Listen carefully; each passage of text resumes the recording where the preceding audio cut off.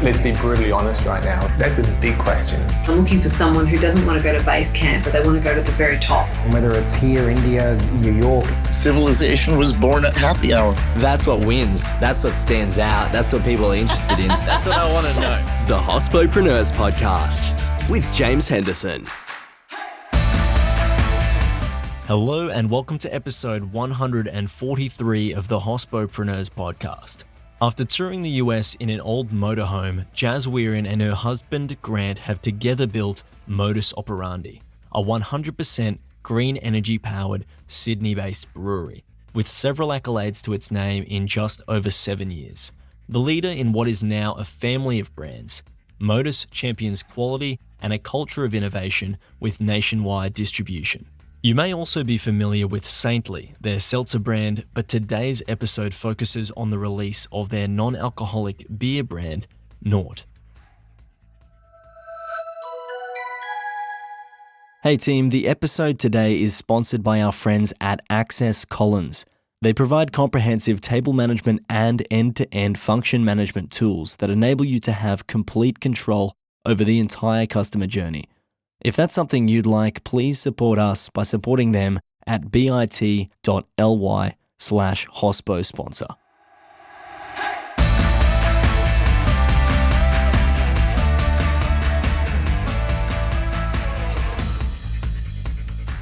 Hello and welcome to the show, Jaz. Thank you so much for having me. It's an absolute pleasure to have you on. I'm looking forward to opening the interview today. Your background in beer is very exciting. Obviously, Modus is an incredible company, and I haven't even shared with you yet. Before the interview, we had a bit of a chat. I haven't told you my first experience drinking Modus, but it was a good one, I promise you. So I'm looking forward to having a chat with you today. As you know, the first question I ask on the show is a crazy hospitality story or exceptional hospitality experience. What have you got for the program today? Oh, that was a tough one because there's some R-rated. There's some that I would prefer to forget. There's some that are a bit too PG. So I had a thought about this, and we've been in hospitality for 7 years now, but when we first opened, it was literally my husband and I and a chef. I've worked in hospitality, but I've never run my own hospitality business, let alone a brewery attached to it. We thought that live music is really important in a brewery. It really kind of adds to the atmosphere. So I had my little brother at the time who was young, let's say early 20s, looking after the music for us. And he did a good job. We had some great acoustics. We had some 5-pieces. I think we even had Ocean Alley in at one point. Like, it was really quite a cool concept. And, live music is pretty hard to do, especially in Sydney. So there was this one Sunday where we had someone booked in, a nice acoustic kind of Sunday set, as you do, kind of roaring fire going on. You can get the vibe. And then my little bro called and he said, they've cancelled. Don't worry. I've got it under control. I've got a bloke coming in. He's coming from offshore and he'll be there any minute. I thought, okay, well, this is good. Covered ourselves for this busy Sunday. And this guy walks in and he looks fine. It looks like a one-man act. I'm like, okay, acoustic, solo, not a problem. And he goes, look, do you mind if I just jump into the bathroom just to get changed? And I thought, okay, that's nice, putting on a linen shirt or something appropriate. And he takes him a while. So we're like, oh, God, I don't know what is going on there. Comes out. It's an unusual style. Like, think, Empire of the Sun, like with a big kind of headpiece on, with a lot of like makeup. And I thought, you know what? This is okay. This is an artistic expression. That's fine. But it was a bit weird for a Sunday. Anyway, so he walks out and he gets behind Dex. And I was like, oh, geez, I hope this is okay. Dex is a bit much for a Sunday. And then it just came out and it was just this really loud, banging, crashing music. And I think what really tipped it off was that he started yelling out, and I won't say it online, but it's a recreational drug, something you put up your nose, it's white, it's powder, and he just yelled this word over and over and over again. And there was kids, there was family. Oh no. And we just couldn't quite believe this was happening. It was within the first 2 months.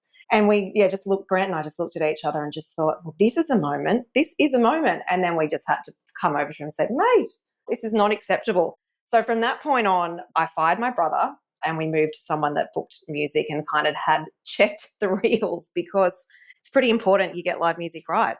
Oh, yeah. What an interesting experience. And I'm sorry that happened to you, and sorry to the families that experienced that as well. Obviously not my fault, but I'm sorry for the experience. And your poor brother as well. He must have been so embarrassed.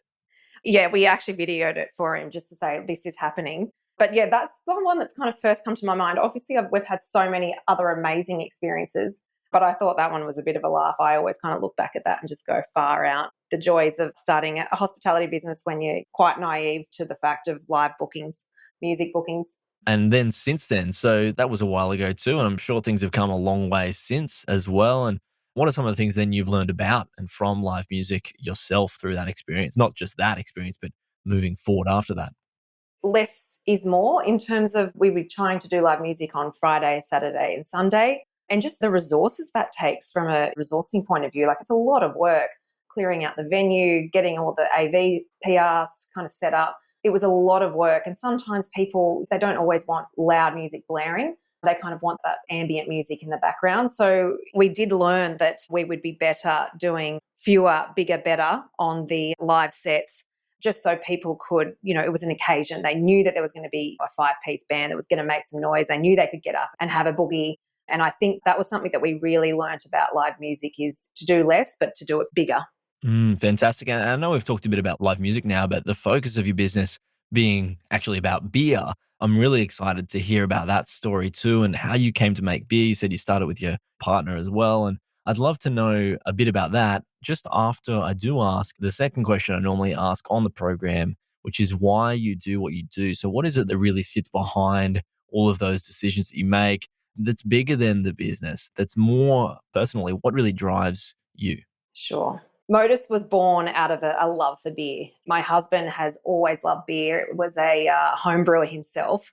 And I'm a country girl, so I've always grown up with beer, and it was kind of the stock standard for me. And we used to often sit on our balcony drinking all types of beer and just imagining what it would be like to brew beer. But it was never really an option. We didn't have the money. We were both in corporate jobs. We were relatively, we're in our mid-20s. And it wasn't an option. It was just a dream. And then I think we got further into our careers. It was like late 20s. And we were really kind of stuck in that corporate day-to-day. We felt like little ants in the matrix. And we just thought, there's got to be something more to this. So we quit our jobs, which was, I wouldn't really do now as I was older.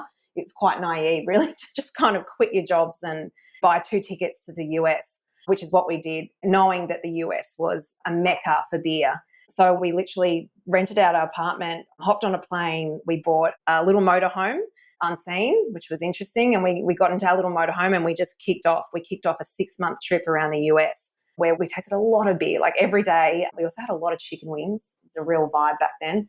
And we spoke to lots of brewers. We went to lots of like venues, like brewery venues. And that's where we really kind of, we learnt about this community essence of a brewery. It really appealed to us. There's pubs, there's bars, and they have a place in the industry, but it was around that brewery where it was a local place to come and meet, very casual. It was welcoming to kids. There was dogs. You could see the product being brewed right there, and, you could taste it just through a few pipes. And it was quite an amazing experience. So we learnt so much over there, and especially around the flavour of beer. We really learnt so much about hops and really the variety that beer can provide.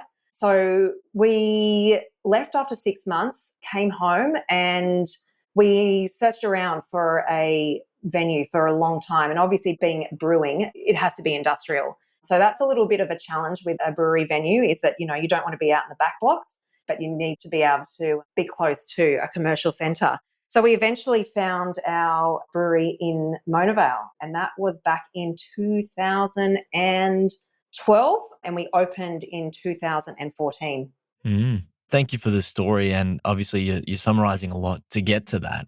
Yes. The why there sounds like a love of beer, but there must be something that's stronger than that really keeps you going, because, a lot of people love beer, but they don't start breweries. So what is it that really sits behind that and is driving you to continue doing what it is that you're doing? My parents ran their own businesses. My dad was a farmer. My mum was a naturopath. And I know Grant's parents also ran their own business.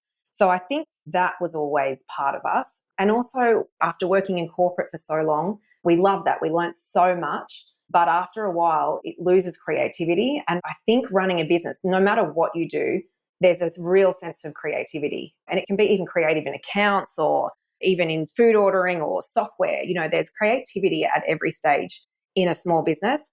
And that's what keeps driving us, is this never-ending sense of creation. And I can't explain to you how amazing it is every single day to come in and go, all right, we're in charge of this ship and what do we get to create next? It's quite an experience. Mm.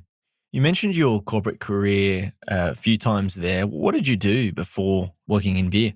Yeah. Oh, first of all, I was in hospitality, as every kind of young kid was. I did quite a few years in fine dining and I did a kind of events, which was good fun. And I learned a lot at that time. And then I went into finance for 9 years. And again, that was a really good backbone for a business. And my husband was also in finance and then in liquor sales. So we had a good little round pot of information there that we could apply to Modus. Mm. So what from you and your partner's background in or backgrounds in finance have then, you said there were some lessons that you'd learned or things that you'd learned that had been excellent foundations for your career in business. Do you have some more specific examples of things that you've applied or had applied from that previous career in the world that you're now in? This is something that we've seen other breweries come up against, is that it's one thing to have a passion for brewing, but brewing is incredibly capital intensive. And then you've got the hospitality side, which we all know that that's capital intensive, but then brewing is the next level up in terms of equipment. And you've got raw ingredients, raw materials, you've got packaging, you've got excise tax on alcohol. There's a lot of elements. You've got logistics, and then you've got a whole set of sales staff and marketing. So what was really important for us and having that finance background was getting the system set up from day one, knowing our P&L, knowing that we're heading in the right direction. And that's something that whenever I speak to people about starting up, a new business, I'm always like, just get Xero or whatever your system is set up. So you know exactly from day one that you're moving into a profitable direction, because it's all well and good to have a passion for something, but unless you can pay your suppliers, pay your staff, and take some money for yourself because you're working hard, you just won't last. So that was something that it's been a real foundation for us, especially during COVID, just knowing when to pull back, when to inject more cash. It's a constant journey, especially during this COVID time. It's just cannot foresee what's happening. So to be able to budget, and it's just been an invaluable experience. Mm. So what have you been learning about or exploring at the moment? We started exploring it back when we had the first lockdown, but what we're really gearing up for is D2C. And we don't see that going away even after COVID. I think people have become very conditioned to online purchasing. And that's hard in a hospitality space, but I have seen people do it really well in terms of vouchers, in terms of even if we're in the fortunate position where we have beer, we have consumable good, but I have seen other people doing breads or coffee or particular pastas that they can freeze and get to people as a hamper, Christmas packs. And we're really working on that. And I guess everyone's doing it, but it's how you do it best. And I've learnt from some of the big retailers, just on how important personalisation is in terms of packaging, making sure you have a nice note that says their names, that gives them an option to go back onto the store. It's about experience when they open. It has to be a quality box, quality tissue paper. These things sound trivial, but people are missing out on going to the store level, and that's an experience in themselves. So you have to give them another experience.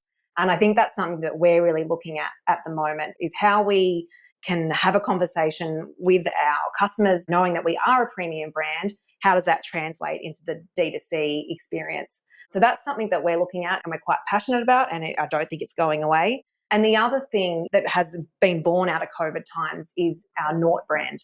I was pregnant 3 years ago, and obviously it wasn't COVID, but I couldn't drink, and being a beer girl, I struggled with that. I'd pick up non-out beers, and at that time they were kind of mass-produced, they were very sweet, kind of too malty, they just didn't quench my thirst. So there was a little bit of an idea planted even back then, but obviously I just had a brand new baby, I was still running a business, and I just thought, no, this is not the time. When I saw that first lockdown, I saw our alcoholic package sales really pick up. We're getting reports out of the major retailers that the bottles, even if it's wine, beer, spirits, the sales were just extraordinary. And I think that was okay for a little bit. People were just, this is a coping mechanism where, we're teaching kids at home, we're working from home with our partners. There was just so much uncertainty. And I think it got to a point where we all got a bit exhausted from alcohol, and maybe we were pushing it a bit too far where it was affecting how we conduct our lives. And I saw the opportunity there. I thought, this is the opportunity to bring out a non-out beer that tastes like beer. And having been a brewer for 7 years, I thought, you know what, I can nail this. I can get something that tastes like beer. And I know how important that is. If you can't drink or you decide to balance it out, you balance your alcohol intake, you want to have something that tastes like beer. You don't want something that is mimicking it that doesn't taste like the real thing. So that happened in September 2020. We launched Nort. So we're 9 months in now. And yeah, the growth of that brand has been amazing. Every month it grows, 50% on 50%. And it has been quite amazing. Fantastic. So, Jazz, I have to be honest with you. I haven't had Nort yet, but I'd love to try it. And I'm a little bit skeptical of non-alc beers just because I find that they do often fall flat in the experience. Maybe that's a controversial thing to say, but yeah, I'm interested in your thoughts there and how you navigated that, because I'm sure I'm not alone in believing that or thinking that. But I'd love to know your thoughts and how you developed a non-alcoholic beer and navigated those sorts of things. Yeah, totally. And I think that was my challenge too. 3 years ago when I had a non-alc beer, or it was a zero beer actually, I just was like, no, this is not the real thing. And why bother? I'll just have a water. It's hard in the spirit space and the wine space. There is some amazing products out now that are really tasting like the real thing. But I think beer is the closest you'll get to the real thing. And you can also see that in sales data, like from the majors. I know that EDG, Dan's and BWS came out saying that out of all the range, it was beer that was having the biggest growth. And that's because non-alcoholic beer is brewed exactly like a beer. So there is nothing different than an alcoholic beer to a non-alcoholic beer, except for the yeast. There is a yeast strain and particular malts that remove the alcohol out, or most of the alcohol. I'm talking about less than 0.5%, which is about the same equivalent of a glass of orange juice. But that is the difference between, I guess, some other non-alcoholic categories compared to beer, is that a non-alcoholic beer is brewed exactly like an alcoholic beer. And that is why you're getting all the same cues. You're getting that aroma on the nose, you're getting that mouthfeel, you're getting that hint of bitterness. They are all the sensations you need, and that's what you're looking for when you're drinking a beer. Fantastic. I guess then broadening that to other innovations and trends that you're seeing in the industry, what is it that you're looking to as you project forward? Yeah, in terms of the non-alc space, it's an interesting one. I think people often go, oh no, I don't want to give up drinking altogether. No, that's not what I'm about. And I don't think that's where the growth is coming out of this space. And what you're seeing even in store is that non-alc's becoming an add-on to a traditional purchase. So someone's picking up a 4-pack of alcoholic beer, then they're grabbing a 6-pack of Nort and going, you know what, I'm going to grab both because I'm just going to balance it out. And that's what I'm seeing. The biggest growth is coming from balance. And I'm even noticing it in myself, although I am doing Dry July at the moment. But after Dry July, I will have a big hazy IPA, which we do a good job of that for Modus. And then I'll switch over to a Nort. Then I might jump into a dark porter. I love my dark beers. And then I'll have a few more Norts. At the end of the day, I've had 6 drinks, but only 2 of them are alcohol drinks. That means I can drive home, I can attend to my 3-year-old that gets up once or twice a night, get up in the morning, go to Pilates, and then, head on. Then I can hit a 12-hour day head on. So that is the real piece I'm seeing, is around balance. There's a lot of sober curious. That's been really thrown out as a buzzword at the moment. I've not heard that one. That's an interesting one. Oh, yeah. It's a big buzzword at the moment in non-alc, is sober curious. So people are going, I've heard about these non-alcs. I've heard the growth. I can see them on shelf at a bottle-o. I can see them at a bar. What is this about? And they're having 1 or 2 and they're going, oh, shit, that's okay. That tastes pretty good. And then all of a sudden, they're not giving up alcohol altogether, but it's that curiosity around balancing it out and having a few sober days, mixing it in with your days when you are drinking alcohol. So it's a very interesting movement. But I think a lot of people are looking at non-alc and going, I can't drink. Oh, that's for sober people. But it's not. It's a real balance piece. It makes sense that if you get a few non-alcoholic beers, you can have some drinks throughout the night and then have some drinks at the end, and you'll be sobering up and also still drinking. So the experience of drinking you can still have without having the alcoholic effect. So it makes sense to have something at the end of the night or break up your drinks during the night and keep you at a good balance. And it's also ultimately healthier without the booze, I'm guessing. I mean, I'm not anyone qualified to talk about nutrition or what's, or a doctor or something that's healthy for you. But I mean, it makes sense that if you're having less booze, it's probably healthier. Is that fair to say as well? I mean, it is fair to say. I think, look, everything in moderation. And I think that's something that I really learned about being in having Modus and Nort, is that unless you have to, you don't need to give up everything. There's no need to do that. But moderation is key. And I know that moderation word can be boring, but it is key. And I've really noticed with my own movement, just drinking non-alc and alc, I'm like, oh, wow, I can just do so much more. And, those hangovers are just I was getting really sick of hangovers, especially in being in the alcohol industry, having events on a Wednesday, Thursday, Friday, but still needing to work, such long hours. And I was just getting really sick of it. So I just think it's made a huge difference. In regards to, the health side of things, yeah, definitely. Nort particularly is the lowest calorie beer made in Australia. Like our refreshing ale is only 49 calories and the IPA is only 60 calories. So really very low calories. And I think that makes a difference. It's better than having a soft drink that's full of sugar. Even the other day, like my husband and I went for a surf and it was like we finished at 11 o'clock and it was like, oh, could have a beer, but we're driving back. And we always have some Norts in an esky just in the back. And it was so good. Like it was better than grabbing a soft drink. And it was refreshing, but it didn't have all the calories and sugar in it. And it all of a sudden opens your mind when you've got these non-alcs. You're like, oh, yeah, this is good. I'm feeling like I'm drinking beer, but I can be literally driving my car with a beer in my hand. And it's all good if you get pulled over because you're like, this is a non-alcoholic beer. It's all good.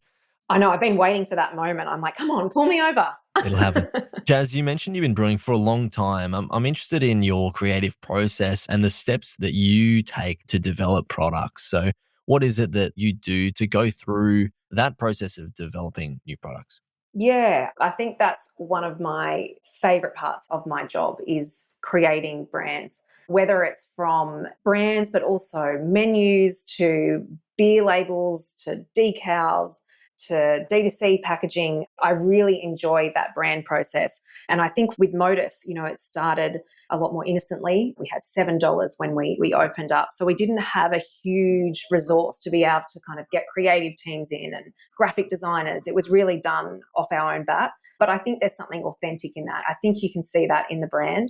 Obviously, as we've needed to go out further into market, bottle shops and on premise, we've needed to kind of fine tune that. So we have engaged creatives, graphic designers, packaging designers, and that has been a game changer for us. I think for so long when you're running a small business, you're trying to do things or you want to do everything by yourself. You want to touch every single point, but it's not possible. I mean, all of a sudden we've got 50 staff, we've got product going all over the country, we've got 2 venues, we've got 2 brands, and there's really a point where you've got to say, hey, we need to engage people that really know what they're doing, that can understand our brand and continue working with us for any challenge we have, whether that's a brand refresh, whether that's a package refresh, whether that's like above the line, campaign messaging. And that's something that I've really learned. Yes, I love building brands, but I have learned that you need to pull in people that are experts when required.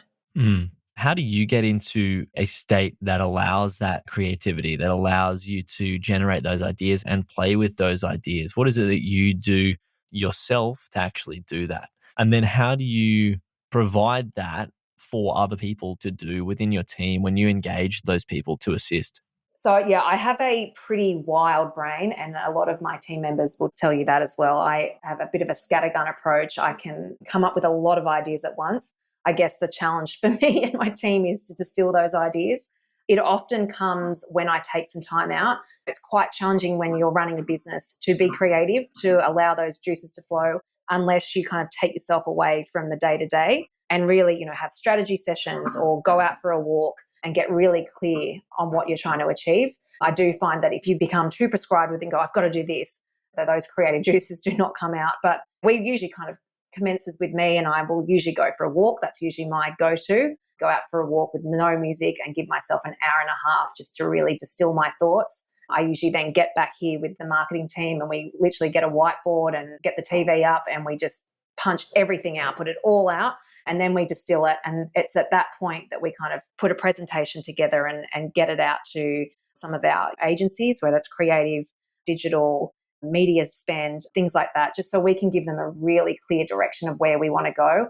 I think we've certainly learned in the past, and we have made mistakes where unless the essence of the brand needs to come from you, I think it's all well and good to engage agencies, but unless you have a clear direction, you can really lose your brand identity if you don't have that clear direction coming from within the business. That's an interesting answer there as well. I think insightful for those who are operating in a similar circumstance to you as well there, Jaz. So thank you. Along the way, Jaz, I'm sure you've had some support from other people with their ideas and their input. You said you've worked with other specialists and agencies, people who are skilled at what it is that they do. Have you had people to really guide you more generally in business, or have you and your partner worked things out just as you've gone along and let it just evolve? We have really worked things out ourselves, and whether that's a good thing or a bad thing, we've certainly learned a lot of lessons. I think sometimes you need to make the mistakes to learn the lessons, and I think that's been very important for us. It's tempting to look at competitors and kind of going, oh, we should do that. And I guess when we first started 7 years ago, there wasn't that many breweries around. So we were really quite innovative with some of the beers we came out with, the packaging. And I think that was because we did make a real effort not to look at other competitors. And we continue to do that. It's good to check in with what the market's doing, but I think you've got to be really careful that you don't mimic other people's patterns and what they're doing, because that automatically takes any innovation or uniqueness out of your brand. There's always unique options out there. It's just about trusting your gut, I think. And we hate saying that we trust our gut because it sounds like that's a bit of concern sometimes, but we do. There's a lot of times we go, just have a feeling after all the lessons we've learned that this is the right path to take. And I often think if it's from your own gut and someone hasn't told you, you're more likely to give it everything you've got. How do you know that that's right, though? I mean, and you said you do that kind of, it's this ready, fire, aim approach. And I've said that on the show before, and it's not my quote, those three, but in that order, so you do something and then you iterate. But you went to the US and you saw a lot of breweries over there, and you must have taken some inspiration from businesses in the US and other places of the world, that maybe even other industries that have some processes or brands or models that you might draw from to then model your growth.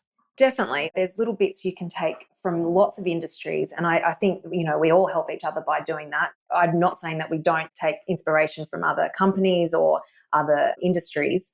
And in fact, we often look, this sounds a bit weird, but we often look at the fashion industry because they're quite forward thinking, they're quite creative. And we often see a lot of trends coming out of the fashion industry before they hit anywhere else. So that has been an interesting pickup for us. But in terms of just going off our gut, that gut comes from a place of research in terms of, yes, we'll go out and we'll look at trends, we'll get some data, we will speak with our creative agency, we will speak with our team. And I think that's a big thing for us, is not just running it straight from our guts, is that it starts from the gut, but we then build on top of it. So it's getting data, it's speaking to our external agencies, it's then bringing it back to the team. And this is something we're quite proud that we do with our team. We'll get everyone together and go, what do you guys reckon? Do not hold back, because you're going to be selling this, you're going to be marketing this, you're going to be part of this.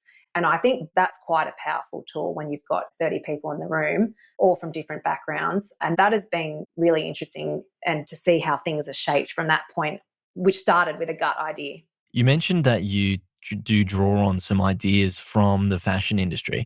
Can you elaborate just on that a little bit more, just so we can understand what it is that you're actually looking at there when you're looking at trends in fashion? Oh, there's a lot. There's photo shoots, the way they're setting things up, the colours that they're using, the language they're using, how they are digitally advertising, how they are direct to customer, how they're presenting themselves in print. I just think that they are forward thinking, and we really can draw on that. And it's an interesting comparison then when you distill it down into the beer world. But it's certainly, I know Nort, I won't tell you what fashion brand it was, but there was a campaign and I did distill some of that information into the Nort packaging. Thanks for that, Jaz. What's your biggest challenge right now, Jaz? I'm really looking to understand what it is that you're focusing on, what's providing you friction that you're growing through, something that you're working through at the moment. Yeah, apart from COVID, which is a big friction at the moment, but apart from that, in terms of venues, it's COVID and how we're going to progress past that and how we're going to integrate that. Is going to last for another year, 2 years. I think that's an interesting one to watch, and we're really kind of preparing for the worst, I guess, which we discussed earlier. 2, across the Modus brand, it's a competitive space in craft at the moment. There's lots of newer brands coming up. There's brands that have a lot of money behind them. There's the big mainstream brands. And I guess it's getting across to the consumer why you would pick Modus, because it's independent, because we use the best ingredients, because we're family owned. So there's that messaging that with such a cluttered market, there is a challenge there in the craft beer world. With Nort, at this stage, we haven't been presented with challenges, but they will come up. I think the challenge with Nort is that it's such a fast growing brand at the moment, and it's making sure that we dot our I's and crosses our T's and make sure that we keep adding onto our resources as it's required so we can keep up with this brand. So then looking forward, what are some of the next steps that you're taking? What are you doing at the moment? At the moment, right now, I am sitting up in Newcastle and we are building a brewery and a venue. It's about 10 times the size of our venue and our brewery in Mona Vale. So there's some challenges there doing construction in COVID. That's been interesting, but we're pressing on and it looks like we'll be open early spring, late winter. And this has been a huge project for us. We opened Modus. We didn't have that much money. We sold our apartment and kind of put everything into it. And we really opened with $7 and just my husband and myself and the chef. And now obviously we've got a team of like 50 up here and we've got construction guys on and there's architect and there's production guy. And I guess we're a lot fuller in our resource. That doesn't make it any easier. But it is extremely exciting this time around watching it evolve and probably not having to be literally on the cement trowel, cement rendering walls. It's a beautiful space that it's kind of our dream brewery and it will become our headquarters. But we've, used some really innovative products from Dan Powell to Rammed Earth. And it's going to be at a beautiful space that's kind of already up for some awards design-wise. But it will also allow us, for so long we've been constrained in regards to capacity and we cannot wait to fill those tanks. So finally we can get more beer out to Australia. What an exciting time. So thank you for sharing that, Jaz, as well. I just have one last question for you on the show today, and that's who would you like to hear on the show? Ooh, that's a good question. I can't go past Chuck Hahn. I have met him before. We've definitely had a beer together. But I think it would be pretty awesome if people heard from Chuck. He is the godfather of Australian brewing. And he's got a hell of a lot of great stories. And we owe a lot to this guy. He really kicked things off for us. And he's also just a legend of a guy. Fantastic. Well, thank you so much for joining me on the show today, Jaz. It's been a pleasure having you on and hearing about the journey that you've gone through over the last 7 years and the developments looking forward. So good luck for the development of that site. And you said 50 staff under you is, you're a lot more resourced than you were 7 years ago, the first time that you started something. But look, good luck building things forward. And I'm looking forward to hearing how everything develops. Thank you very much, Jaz. Thank you so much. Cheers. This program is hosted by James Henderson. Voiceovers were by Angus Brennan and Shim Phelan. Thanks to our distribution team, and a special thanks to you for tuning in every week. This program was produced by H Media. We'll see you soon.